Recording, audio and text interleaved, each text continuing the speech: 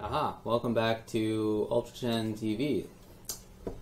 We were talking about Injustice now? Yeah, Injustice. So I just wanted to talk about some of the characters that have been demonstrated. They've been highlighted on the old Watchtower streams that they have. They have weekly streams, more or less, where they talk about characters that are in the game. Yep.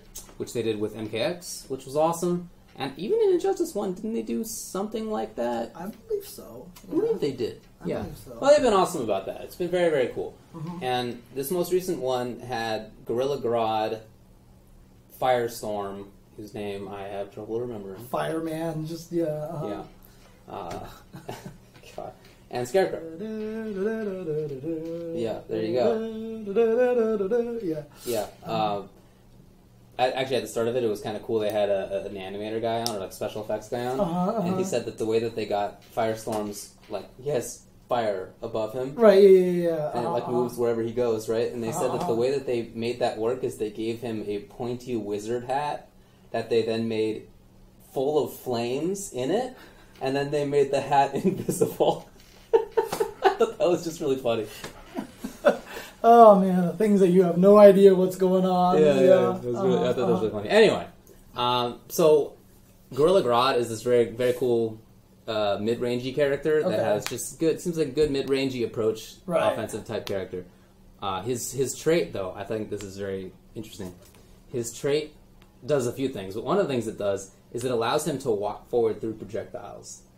He can just walk. It's like Rain, kind of in Mortal Kombat 3, I think it was. He had the ability to like turn on projectile invincibility. I don't even remember. Oh, okay. I never really into the old MKs. I thought they were garbage. Okay. But anyway, so I thought that was cool. He seems, to me, doesn't seem super interesting otherwise. But I wanted to point out that thing because that kind of goes along with the rest of what I want to talk about. Well, my question is, how did they utilize his like supreme intelligence trait? Like, do they have anything mind control? He has like a force push. Yeah, he has a move that I think they called mind control, where he like makes you contort and you hurt yourself. Right. Okay. But he's mostly about mid-range normals to like moving forward and getting it. Okay. And then Firestorm, dude, his projectile is like definitely faster than old Sagat. Like his EX fireball, it's like definitely faster than old Sagat. It's like, it's like the full screen. It was crazy. And he has traps that he puts on the ground. He has kind of assy offensive options at the start, but then his trait is that he builds up more nuclear power or whatever. Whatever it is. And over time he gets more access to more damage, and some of his moves change. So, for example, when he doesn't have any of that power, his overhead just knocks down, but when he has it, it becomes a launcher. Stuff like that. Yeah, so. standard. Like Raven. But like it takes a long time to build up. They said you could probably only get it like once or twice per game. Right. At most. This chair is anyway, so very, very strong zoning character. And then Scarecrow was super interesting. He's basically Dhalsim. Oh, what? Yeah, he has Dhalsim normals. Holy crap! Like he's a zoner of sorts, but it's Dhalsim zoning. It's not like projectile zoning per se. Like instead of fists and arms and legs, he uses the sickle, right? He uses the huge sickle. Okay. And even some of his normals are his just like limbs are very long, right? Because they made him like a really long, rangy looking character. And he has this damage over time mechanic that ends up building a full screen low. That's the trait that ultimately builds up. Right. So he's this big range character, but he also has command grabs, and he looks super sick. He has the Plague Doctor alternate costume. It's so cool. You know Plague Doctor? Oh. Have you ever seen the kind of like bird nose looking mask? Oh yeah. Okay. Back in the ancient eras. Medieval times. That's the kind of mask doctors would use if they were treating plague victims, because they didn't know really like how plague was spread. So they had these masks, and in the nose part of it is like all these whatever, like incense, stuff that they thought was important. Got it. Anyway, looks very, very cool. Did you see the Ivy intro trailer? I did see the intro trailer. She looks like she as I was hoping, she has a plant that she places on the ground and it starts spitting. Yeah. It's like basically Zyra. That's what I was hoping for. She's basically Zyra from League of Legends. Character that's basically the same. You put plants in spots and the plants shoot. That looks really, really cool. So looks like she has good movement and ranged options. And then this past week there was an event in somewhere in Europe that Ketchup and Mustard went to, and some I think it was in the UK. They got to go, and I read a big write-up that Ketchup did about Deadshot. Yeah, there's a second write-up that just came out earlier today on a different character as which? well. Yeah, I don't remember. I don't remember which, cool. but I I definitely saw yet. that tweeted on my timeline. So. Awesome. Well, I look forward to reading that. But Deadshot, he is a zoner. Very strong projectile zoning character, according to what Ketchup described. Seems like he has a bunch of ranged options. Anyway. Do you see what I'm getting at? Yes. With this game? So you're excited, basically. I am excited because it's a game, as it was Injustice 1, where zoning is legit. It not just was it legit in Injustice 1. The funny thing is now it's super good. Now when I picture you getting excited right now, it's just making me think of the scene in Ghostbusters where the eggs just kind of explode and because your shirt, it's just like, I just imagine these eggs and you're like all excited about it. But okay, anyway, continue. Yeah, it's a game where zoning is legit. But at the same time, I brought up the Gorilla Grodd trait because he has the ability to just walk right through projectiles. Obviously, doesn't have access to that terribly often, even when the trait's up. Yes. But that's a tool, and he has another special move that's basically a very, very tall jump that you can then cancel into your normal attacks in the air or drop down. So he has these ways to get through projectiles, and then like Bane, they showed right. He's definitely a rushdown character, very good up close, but the way he gets through that is through projectiles is with armor, which of course he doesn't have access to all the time, but he does sometimes. So they have built, as they did in Injustice 1, very strong zoning characters. Yeah. Yo, that Firestorm EX projectile seriously was almost instant, full screen, super fast. But they also have very strong anti-zoning characters.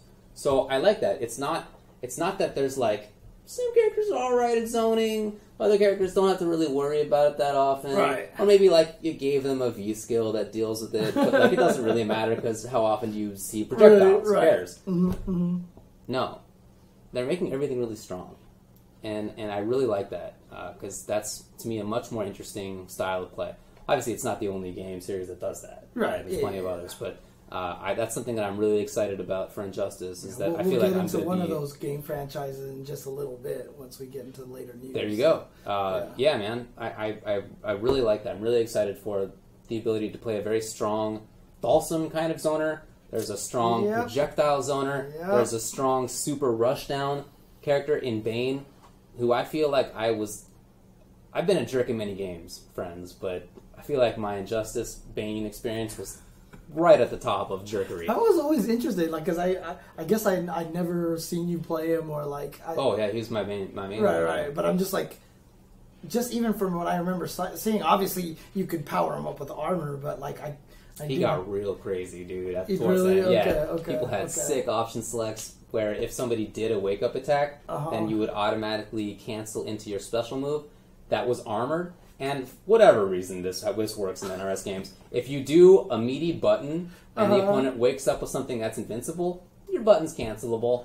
I don't know why. Oh, yeah, that's right. Yeah. But it is. So you can cancel into your instantly armored attack. So if somebody does a wake up attack, cool. Right.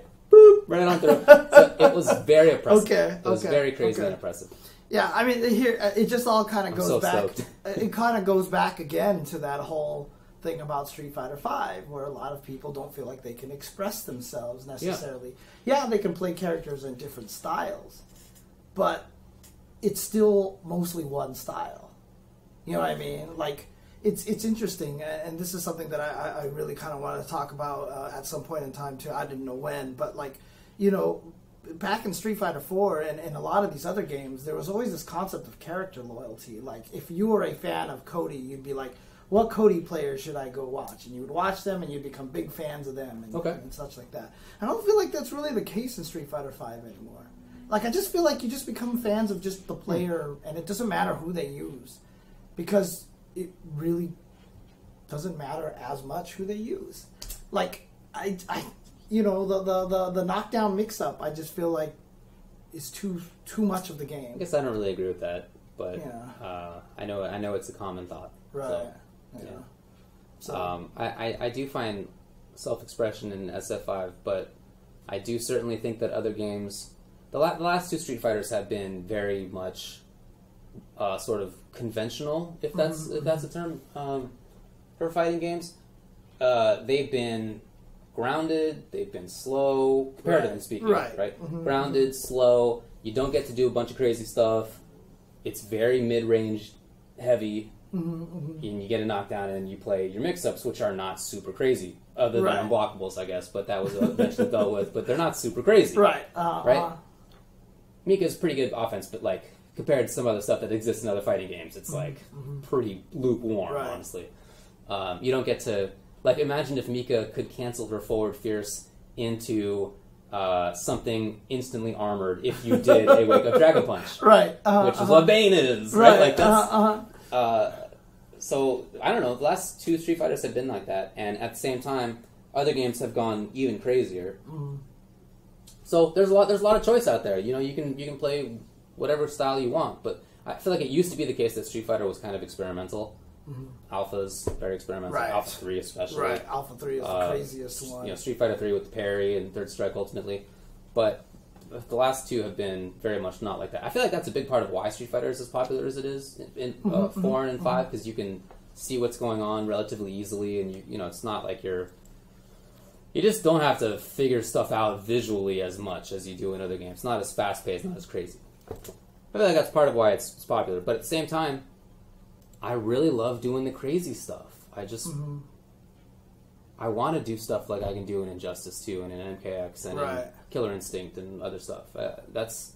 Under Night, I got to play a character in Waltz. He was a grappler who had, you know, two-third screen levels. You got Hilda over there, which was a character that could start a vortex from three-quarter screen and dealt good damage. I mean, there's crazy stuff in other games that I really like and I'm excited for.